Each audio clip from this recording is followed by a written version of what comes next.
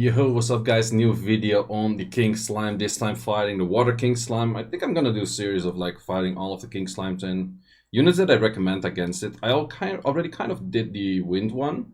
So this is the Water one, a Blue Blob, and I think there's one unit that's really good against this. So my team was actually a Hrasweld with an Ayunu and then a Carbine, a Crow, and a Riley.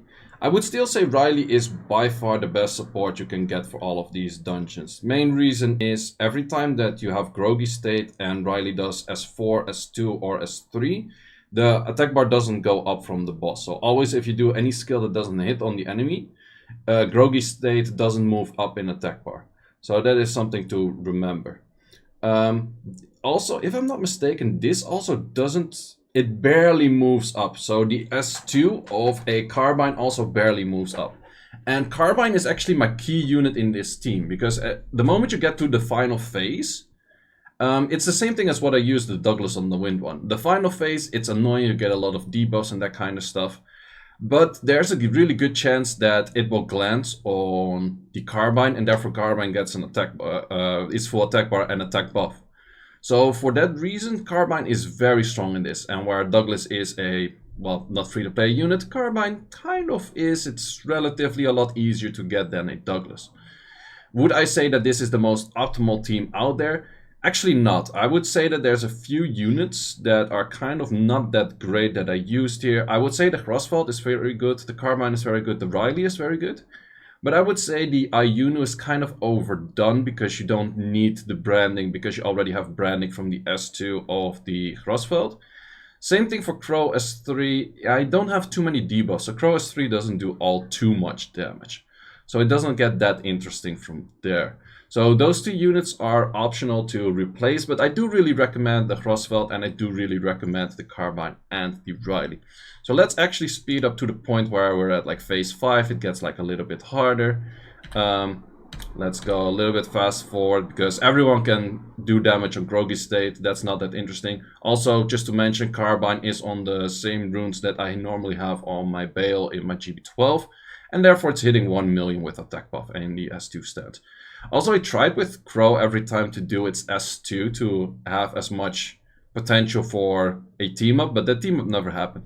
The Carbine even was hitting a 280k on this, which was pretty interesting and did a lot of damage if you compare it to the damage of the other ones. But as you can see, every time it gets glancing, it's just getting its attack bar very fast. You could put Revenge on it, but I don't really think it's mattering all too much. Maybe if you really struggle with killing this thing, having multiple Revenge sets on it kind of could work, I guess. That was a glancing hit, that was unfortunately, but otherwise you would have cleared this stage 6 pretty fast, I would say. So then the final Groggy state.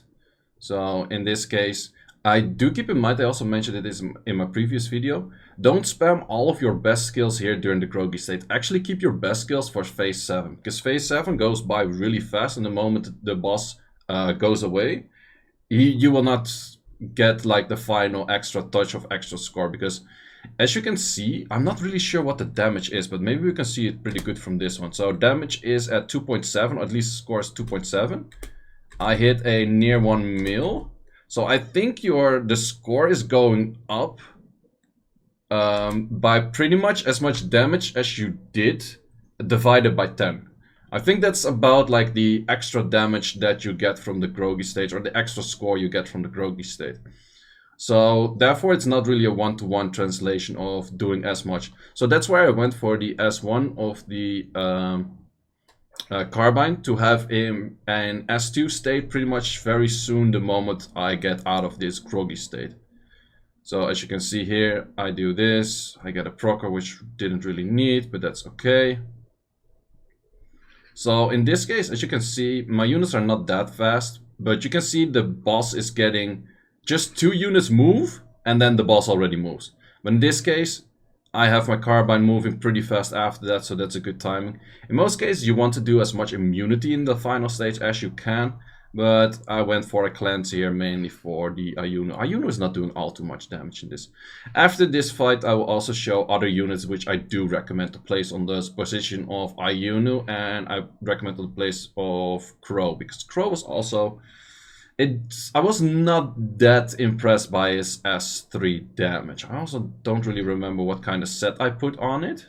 Because these are, except for my Carbine set, kind of leftover runes, bunch of fight runes, bunch of whatever runes, so just like that. But as you can see, my Carbine is doing very well for every time taking attack buff, and then just hella shotting that thing.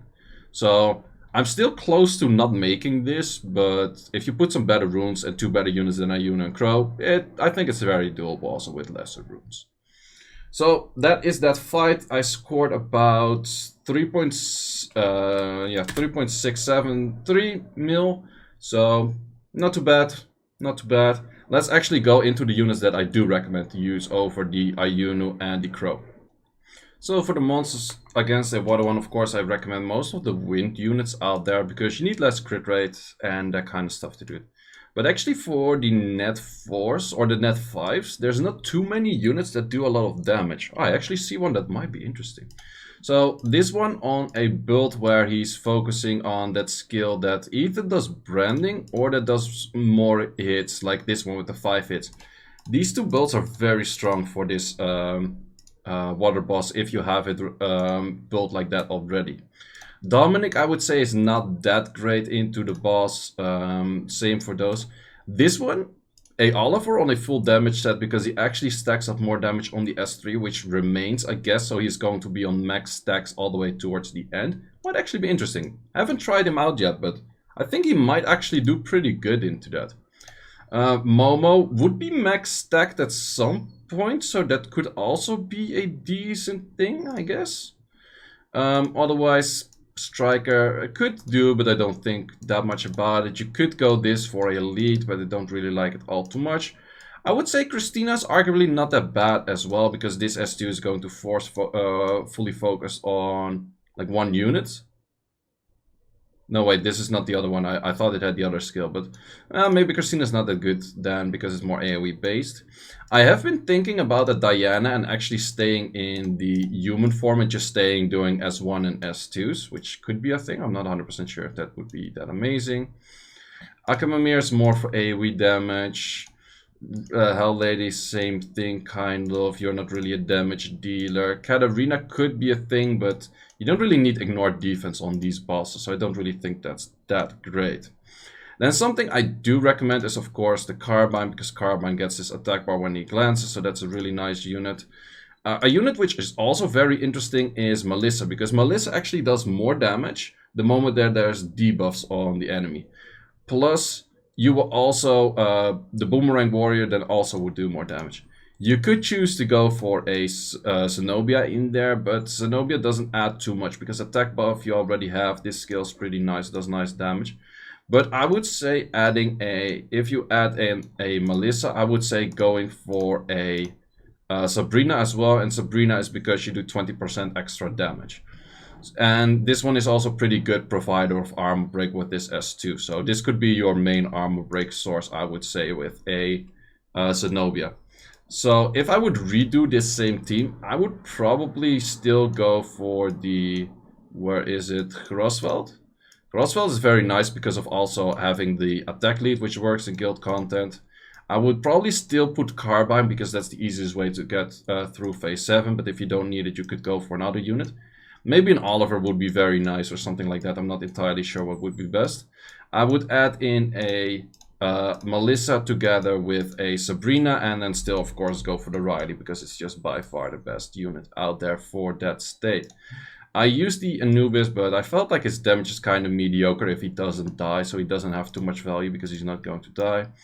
This thing might be a decent thing, but I'm not 100% sure about this damage output. I know some people that can put a lot of damage on this thing, but I'm also, once again, not that sure whether it's that good. It does have crit rate lead for guild, but most people wouldn't have this one built up in the first place. I also saw some people using the Vampire, and the Vampire is pretty decent as well because it also leaves branding. So let's say you don't have Crossfeld, because Crossfeld, if I'm not mistaken, has 2 brands. It does brand.